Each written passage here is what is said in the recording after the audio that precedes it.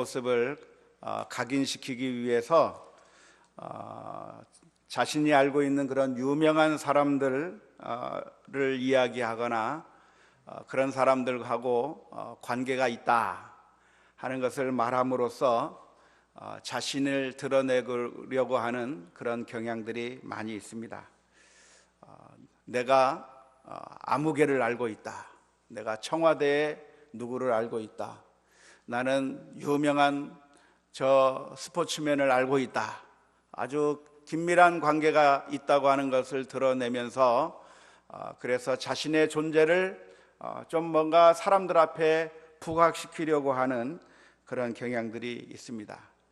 특별히 그런 일을 잘하는 사람들이 사기꾼들이 그런 수법을 많이 씁니다. 내가 청와대에 누구를 잘 알고 있는데 라고 말하면서 접근을 하고 내가 이런 아주 힘 있는 사람을 알고 있다고 말하면서 접근하면서 자신의 모습을 드러낼 때가 많습니다. 또 왕년에 내가 무슨 일을 했었다라고 하는 것들을 이야기하면서 자신의 모습을 드러내려고 하는 경향들이 사람들에게 있습니다. 여러분들은 어떤 유명한 분들하고 관계가 있으십니까? 우리 성도님들은 어떤 분을 내가 이 사람 잘합니다 말할 수 있는 사람이 누가 있습니까? 예수님을 알고 있다고 말하셨습니다. 믿음이 좋은 우리 권사님입니다. 저는요 G.O.D의 박준영하고 관계가 있습니다. 저 사람 보셨습니까? 텔레비전에서 G.O.D라고요 노래를 부르는 그룹인데 G.O.D의 박준영이라고 하는 사람입니다. 이 젊은 애들은 아는데 우리 어르신들은 잘 모르실 것 같아요. 저 G.O.D의 박준영이 누구냐면 제 조카의 사위입니다. 대단하죠? 대단합니다. 물론 제가 조카를 한 번도 만나본 적이 없어요. 그러니까 박준영도 저를 모르겠죠. 제 조카가 박준영하고 결혼한다고 하는 13살 연하의 승무원인데 우리 조카가 박준영 한다고 결혼한다고 하는 그 사실을 알게 된 순간 굉장히 기뻐가지고 제가 페이스북에 탁 자랑을 했습니다. 이 사람하고 우리 조카가 결혼한다고 이렇게 자랑을 했는데, 이렇게 자랑을 하면서 사람들은 동시에 자기도 좀 뭔가 된 듯한 그런 기분을 갖게 되는 것 같습니다. 혹시 박준영의 사람은 몰라도 이런 노래를 혹시 들어보셨는지 모르겠어요. 어머님은 짜장면이 싫다고 하셔서 이런 그런 노래 있어요. 모르는군요. 괜히 얘기했습니다. 또 얘기하자면 제 동생은 친동생입니다. 제 친동생. 저보다 3살 어린 동생은 우리 대통령 각하가 각 지방을 순시할 때마다 항상 같이 다니는 사람이에요. 대단하죠? 우리 전두환 대통령 시절서부터 지금 박근혜 대통령 시절까지 대통령이 지방을 순시할 때면 항상 동행하는 사람입니다. 대단한 것 같은데 아무튼 그리 대단한 것은 아닙니다. 아무튼 우리들은 뭔가 좀 힘 있는 사람, 유명한 사람, 그런 사람들이 있으면 그런 사람들을 말함으로써 그래서 동시에 자신도 높아지려고 하는 그런 경향들이 많이 있습니다. 그래서 우리들의 사돈의 팔촌까지 다 들먹이면서 자랑을 하는 것이죠. 우리 친척 중에 이런 대단한 사람이 있다고 말하기도 하고 내가 아는 사람의 옆집에 탤런트 누구가 산다고도 이야기를 하기도 하고, 제가 미국에 살 때는 어떤 분이 이렇게 말하는 것을 들었습니다. 자기는 저 시카고의 아주 부유한 동네에 사는데 그 부유한 동네는 너무나도 아주 부자 동네여서 경찰들이 외지인이 들어오면 그 경찰이 그 차들을 계속 뒤따라다니면서 다니는 아주 안전한 동네라고 자랑하는 것을 보면서 자기가 그런 동네에 산다고 하는 것을 아주 자부심 있게 이야기하는 이야기도 들어봤습니다. 아마 우리 대구 사람들이라고 하면 이렇게 이야기를 할지도 모르겠습니다. 내가 사는 곳이 어딘가 수성구에 살고 있다. 수성구는 무엇인가? 우리 대한민국에서 교육 열기가 가장 높아서 전국 수석을 계속해서 배출해내는 아주 유명한 그런 곳이라고 그렇게 이야기를 하면서 자부심을 드러내려고 하는 경향들이 많이 있습니다. 그런 사람들을 향해서 우리가 해줄 수 있는 말이 무엇일까요? 해줄 수 있는 말은 그런 사람과 아주 유명한 사람과 당신하고 굉장히 관계가 있군요. 그런데 지금 당신은 뭐 하고 있습니까? 라고 물어보면 아마 할 말을 하지 못하게 될 겁니다. 아무리 수성구에 살고 있다고 할지라도 우리 집 자식이 전교에서 꼴등하고 있다고 한다면 수성구에 살고 있는 의미가 없어요. 아무리 유명한 사람을 내가 알고 있고 권력자들을 알고 있다고 할지라도 내가 아무런 힘도 없고 아무런 능력도 없다고 하면 그렇게 알고 있다고 하는 것이 아무 의미가 없다고 하는 것입니다. 오늘 본문에 보면 유대인들은 자기들을 가리켜서 뭐라고 이야기했냐면 우리는 아브라함의 자손이다. 41절 말씀을 오늘 읽지 않았지만 요한복음 8장 41절 말씀에 보면 이렇게 기록합니다.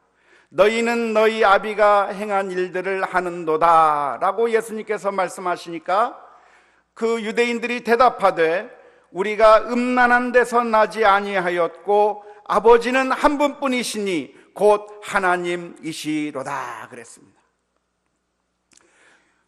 예수님께서 유대인들을 향해서 너희가 아비의 행한 일을 한다고 이야기할 때 유대인들은 예수님을 향해서 대답을 하면서 우리는 음란한 데서 태어나지 아니하였다고 이야기했습니다. 이 말은 무슨 이야기냐면 예수님의 출생이 무엇인가를 지적하면서 예수님의 일을 공격하는 겁니다. 예수님의 너희 아버지가 누구냐? 마리아가 너희 어머니지만 진짜 내 아버지를 알 수가 없는 그런 사생자처럼 태어난 그 음란의 자식으로 예수님이 태어난 것이 아니냐라고 하는 것을 비꼬면서 그들이 하는 말이 무엇이냐면 우리는 하나님의 아들이요 우리는 하나님의 자식이라고 그들이 대답을 했다고 하는 것입니다. 이러한 자부심이 얼마나 참 놀라운 것인가, 참 대단한 것이라고 생각할 수 있겠지만 예수님께서는 그 유대인들의 자부심의 핵심을 찔러가면서 말씀해 주셨습니다. 그들이 하나님의 자녀요 아브라함의 혈통 가운데서 태어났다고 한다면 그러면 하나님의 말씀대로 순종하면서 살아야 될 텐데 정작 그들은 하나님의 말씀대로 순종하지 않고 하나님의 말씀을 거부하면서 말하기를 우리는 하나님의 자손이요 아브라함의 아들 딸들이라고 하는 그런 자부심만 가지고 있는 거예요. 우리는 저 이방 민족과 같지 아니하고 우리는 하나님의 자녀요 아브라함의 자손으로서 우리는 택하신 민족이라고 하는 그런 대단한 자부심을 가지고 있는데 너희가 우리 할아버지가 누군 줄 아느냐? 우리 아브라함이다. 아브라함이 우리 할아버지다라고 이야기를 하고 있는데 정작 자기 자신들은 아브라함이 그랬던 것처럼 하나님의 말씀에 순종하면서 사는 것이 아니라 악한 짓을 하면서 살고 있는 그 이스라엘 민족을 향해서 예수님께서 지적해주고 있는 모습을 보게 됩니다. 우리는 종종 유대인들이 빠졌던 그런 함정에 우리도 자주 빠집니다. 우리는 신앙적인 면에서도 자부심을 많이 가지고 있습니다. 어떤 사람은 이렇게 이야기할 겁니다. 나는 남부교회 다닌다. 내가 다니는 교회 어딘가 남부교회 다닌다. 아마 그렇게 이야기하는 그 말 속에는 교회를 사랑하는 자부심이 있고 교회를 사랑하는 그런 마음들이 있기 때문에 귀한 것이라고 말할 수 있을 것입니다. 하지만 아무리 좋은 교회를 다닌다고 할지라도 내가 만일 하나님의 말씀 가운데 바로 서 있지 않는다고 하면 수성구에 살면서 전교 꼴찌하는 거나 마찬가지예요. 유명한 사람이 우리 주변에 살고 있지만, 그러나 나는 아무런 이름도 없고 아무런 권력도 없고 아무런 능력도 없는 그런 사람과 똑같다는 것입니다. 제가 미국에서 살던 동네도 아주 부자 동네였지만 부자 동네 중에서 제일 가난한 집에서 살았어요. 부자 동네에서 산다고 하는 것 자체가 저에게 아무런 의미가 없는 겁니다. 오늘 유대인들은 어떻게 이야기를 합니까? 나는 하나님의 자손이요, 아브라함의 혈통 가운데 정통 유대인으로서 살아간다고 이야기하고 있는 그들을 향해서 예수님께서는 그들이 하나님의 말씀대로 살지 못하고 있는 것을 지적하고 있는 모습이 오늘 본문의 말씀 가운데 있습니다. 42절 말씀을 보면 이렇게 기록하고 있습니다. 예수께서 이르시되 하나님이 너희 아버지였으면 너희가 나를 사랑하였으리니 그랬습니다. 정말로 중요한 것은 내가 아브라함의 후손이라고 하는 사실이 중요한 것이 아니라 더더욱 중요한 것은 하나님을 사랑하고 하나님의 말씀에 순종하는 것이 훨씬 더 중요하다고 하는 사실을 우리 주님께서 가르쳐주고 계시는 말씀입니다. 우리의 소망과 우리의 자부심이 어디에 있습니까? 우리의 경건과 믿음은 바닥이 나버렸는데, 내 믿음은 아무것도 없는데도 불구하고 내가 다니고 있는 교회, 내가 속한 공동체가 화려하고 멋있는 외형을 가지고 있고 내가 그런 교회에 출석하고 있다고 하는 그것 때문에 내가 자부심을 가지고 있다고 한다면 그것이 헛된 자부심이라고 하는 사실을 우리가 기억해야 할 것이고, 우리가 아무리 유명한 사람을 알고 있다 할지라도, 아무리 힘 있는 사람을 알고 있다고 할지라도 내 자신이 아무것도 없다고 한다면 아무런 의미가 없는 것처럼, 오늘 우리의 모습 가운데 내가 이름을 가지고 있지만, 아브라함의 자손이라고 하는 이름을 가지고 있지만 정말 하나님의 말씀대로 살지 아니했던 그런 유대인의 모습과 마찬가지로 내가 정말 하나님 앞에 바로 서 있지는 않은지, 나의 자부심과 나의 자랑이 어디에 있는지, 정말 내가 하나님 앞에서 경건하게 살고 내가 하나님 앞에서 믿음으로 살려고 하고 있는지, 나 자신의 모습을 되돌아보는 오늘 귀한 시간 될 수 있기를 주님의 이름으로 축원합니다. 예수님께서는 유대인들을 향해서 이렇게 말씀해 주셨습니다. 너희가 내 말을 듣지 않고 믿지 않은 것은 너희가 마귀 자식들이기 때문이다. 예수님께서는 아주 유대인들을 향해서 독설에 가까운 말을 해 주셨는데요, 유대인들이 예수님께서 복음을 전했지만 그 복음을 받아들이지 않는 이유를 예수님께서 정확하게 지적해서 말씀해 줍니다. 왜 너희가 내 말을 듣지 않는가? 왜 하나님의 말씀을 너희가 받아들이지 않는가? 그것은 바로 너희가 마귀의 자식이기 때문에 그렇다라고 말씀해 주셨습니다. 태생이 마귀 자식이기 때문에 진리가 속에 없는 것이고, 진리가 없기 때문에 너희 조상들 마귀처럼 진리를 거부하고 있는 것이라고 예수님께서 말씀해 주고 계신데, 이것이 아주 심한 말씀처럼 들리지만 정말로 이것이 우리가 왜 하나님의 말씀을 거부하는가에 대한 아주 정확한 진단이라고 말할 수 있을 겁니다. 왜 하나님의 말씀이 어떤 사람들에게는 은혜의 말씀으로, 생명의 말씀으로 다가오는 반면에 어떤 사람에게는 아무리 똑같은 메시지가 들려진다고 할지라도, 하나님의 말씀을 똑같이 본다고 할지라도 전혀 감동이 없고 왜 우리들에게 다가오지 않는가? 같은 씨를 뿌려도 길가에 떨어진 씨앗은 열매를 맺을 수 없는 것처럼 우리의 마음이 단단한 돌짝밭과 같고 가시밭과 같고 길가와 같다고 한다면 결국 그 하나님의 말씀이 우리들의 심령 가운데서 열매를 맺지 못하게 되는 것처럼, 우리 하나님의 말씀이 우리들에게 받아들일 수 있는 것은 우리가 하나님의 자녀가 될 때 그 말씀을 받아들일 수가 있을 것입니다. 영생의 진리를 발견하게 될 때는 그 하나님의 사랑이 우리 가운데 거하고 우리가 하나님의 자녀가 되었을 때 하나님의 말씀을 받아들일 수가 있겠지만, 그러나 우리가 죄악 가운데 거하고 우리가 악마의 자식이 되어버린다고 한다면 아무리 예수님께서 오셔서 말씀을 전해도 모두가 거부하는 반응만 나오게 되기 때문에 그렇습니다. 성경 말씀은 어려운 말씀이 아닙니다.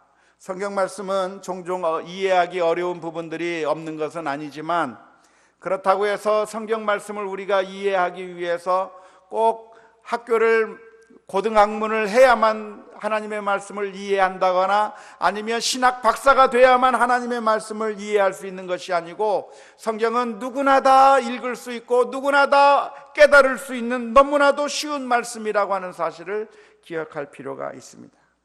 신명기 30장 11절부터 14절 말씀에 보면 이렇게 말씀해 주셨습니다. 내가 오늘 내게 명령한 이 명령은 내게 어려운 것도 아니요 먼 것도 아니라 하늘에 있는 것이 아니니 내가 이르기를 누가 우리를 위하여 하늘에 올라가 그 명령을 우리에게로 가지고 와서 우리에게 들려 행하게 하랴 할 것이 아니요 이것이 바다 밖에 있는 것이 아니니 내가 이르기를 누가 우리를 위하여 바다를 건너가서 그의 명령을 우리에게로 가지고 와서 우리에게 들려 행하게 하랴 할 것도 아니라 오직 그 말씀이 내게 매우 가까워서 내 입에 있으며 내 마음에 있은즉 내가 이를 행할 수 있느니라 그랬습니다. 하나님의 말씀은 너무나도 가깝고 쉬운 말씀이기에 우리가 하나님의 말씀 가운데 우리의 마음을 열기만 하면, 우리가 예수 그리스도 안에서 그 하나님의 말씀에 우리의 마음의 문을 열기만 하면 그 말씀이 우리 가운데 뿌리가 내리고 열매가 맺을 수 있는 것이라고 성경은 기록하고 있습니다. 찬송가 가사 가운데 예수 사랑하심은 거룩하신 말일세 말하면서 날 사랑하심 날 사랑하심 성경에 써있네, 그런 찬송가 가사가 있는데, 어린아이라 할지라도 하나님의 말씀을 읽으면서 그 말씀을 통해서 하나님의 사랑을 발견할 수가 있습니다. 오늘 저와 여러분들이 하나님 앞에 기도할 기도의 제목이 있다고 한다면, 하나님, 우리들의 마음 가운데 하나님을 영접하는 그 마음을 허락해 주시고, 하나님의 말씀을 들을 때 그 말씀이 우리들의 마음속에서 깨달아지며 우리들의 죄악을 밝히고 우리가 결단한 것들을 결단하게 하는 그런 놀라운 은혜의 결단들이 있는 저희들이 될 수 있도록 위해서 기도하는 오늘 저녁이 다 될 수 있기를 주님의 이름으로 축원합니다. 깨닫지 못하는 것은 하나님께서 우리들에게 주시는 심판이라고 말할 수 있습니다. 주님을 믿고 이 하나님의 말씀을 받아들이는 것은 철학자가 되어야만 이해할 수 있는 것이 아니고, 그 어떤 아이라 할지라도 하나님의 마음, 하나님 앞에 마음이 열려 있기만 하면 다 깨달을 수가 있습니다. 하지만 심판받는 사람들은 어떤 사람인가? 하나님께서 그 마음을 닫아버린 사람들. 이사야서 6장 9절 말씀에 보면 이렇게 기록합니다. 여호와께서 이르시되 가서 이 백성에게 이르기를 너희가 듣기는 들어도 깨닫지 못할 것이요 보기는 보아도 알지 못하리라고 그렇게 말씀해 주셨습니다. 이 말씀이 무슨 이야기냐면 하나님께서 이스라엘 민족을 심판하실 때 내려주신 말씀이에요. 심판하시면서 그들로 하여금 전혀 깨닫지 못하게 만드시겠다는, 아무리 하나님의 말씀을 전한다고 할지라도 깨닫지 못하게 하고 그들의 마음이 둔하여져서 결국 망하게 만들어 버리시겠다고 하는 것이 하나님의 심판의 말씀입니다. 따라서 오늘 저와 여러분들이 하나님 앞에 기도할 제목이 있다고 한다면, 하나님 저희들에게 깨닫는 마음을 허락해 주시고 하나님의 말씀을 읽을 때 우리들의 마음이 변화되고 하나님의 말씀 가운데 열려서 그 말씀대로 실천할 수 있도록, 행할 수 있도록 하나님께서 우리를 변화시켜 달라고 기도하는 이 시간 될 수 있기를 주님의 이름으로 축원합니다. 하나님의 말씀은 항상 환영을 받는 것이 아니라 사실은 거부되는 적도 너무나도 많았습니다. 오늘 본문의 말씀도 보면 유대인들이 예수님께서 하나님의 말씀을 전하실 때 그 말씀을 받아들인 것이 아니라 유대인들이 거부했던 것을 보게 됩니다. 하나님의 말씀은 구원받는 자들에게는 은혜의 말씀이 되겠지만 동시에 그 똑같은 하나님의 말씀이 멸망받는 자들에게는 분노하게 만드는 것이 됩니다. 복음은 누구나 다 환영하는 메시지가 복음이 아닙니다. 오히려 누구나 다 환영하는 메시지는 복음이 아닐 가능성이 훨씬 더 많습니다.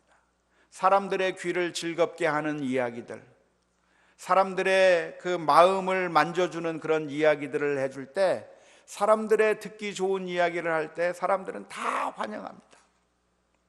다 환영하는데 어떤 메시지들이 그렇습니까? 여러분들이 열심히 노력하면 성공할 겁니다. 긍정적인 사고방식을 가지고 살면 여러분들은 성공하게 될 겁니다. 좌절하지 말고 열심히 살아보십시오. 그러면 성공할 겁니다. 마음을 비우십시오. 성공할 겁니다. 하는 복을 받을 겁니다라고 하는 이런 메시지를 전하면 모두가 다 환영하는 메시지. 그러나 그런 메시지들은 복음이 아니죠. 하나님께서 우리들에게 해주시는 메시지는 무엇이냐면 우리들의 심령을 정말 강하게 두드리시면서 회개하라고 하는 메시지. 하나님께서는 이스라엘 참된 선지자를 통해서 주시는 메시지가 무엇이었냐면 이스라엘 민족아 너희가 전쟁에 나가면 전쟁에서 질 것이라고 하는 그 메시지를 참 선지자를 통해서 주십니다. 하지만 거짓 선지자를 통해서는 어떤 메시지를 주냐면 전쟁에 나가면 승리하게 될 것이라고 하는 거짓 메시지를 주는 겁니다. 왜냐하면 그 소리는 너무나도 듣기 좋고 우리에게 아주 달콤한 메시지로 들리기 때문에 거짓 메시지를 전하게 될 때 이스라엘의 왕은 그 소리를 듣고 너무나도 좋아하는데 하나님의 메시지를 듣게 될 때는 거부하고 싫어하면서 그 선지자를 죽이려고 했던 것을 우리가 성경에서 보게 됩니다. 복음의 메시지도 역시 마찬가지입니다. 복음의 메시지는 근본적으로 이중적인 반응을 가져오게 되어 있습니다. 어떤 사람들은 환영하게 되겠지만 어떤 사람들은 극렬하게 저항하게 되어 있습니다. 그래서 우리가 하나님의 말씀을 들을 때 정말로 이 하나님의 말씀에 우리가 순종하며 정말 하나님께서 나에게 주시는 메시지가 무엇인지 발견할 때 우리에게 소망이 있는 것이고, 만일 우리가 그 말씀 가운데 저항하게 된다고 하면 우리들에게 악한 결과, 정말 멸망받을 수밖에 없다고 하는 사실을 기억하면서 우리가 하나님 앞에 날마다 기도할 때마다 하나님, 우리들의 눈을 열어서 하나님께서 우리들에게 들려주시는 그 말씀이 우리들의 심령을 변화시키게 해달라고 하나님 앞에 기도하며 나아가는 우리 모두가 다 되어야 될 줄로 믿습니다. 우리는 복음을 전하다가 실망하지 말아야 합니다. 왜냐하면 복음을 전하다가 보면 반대하는 사람들을 우리는 많이 만나게 됩니다.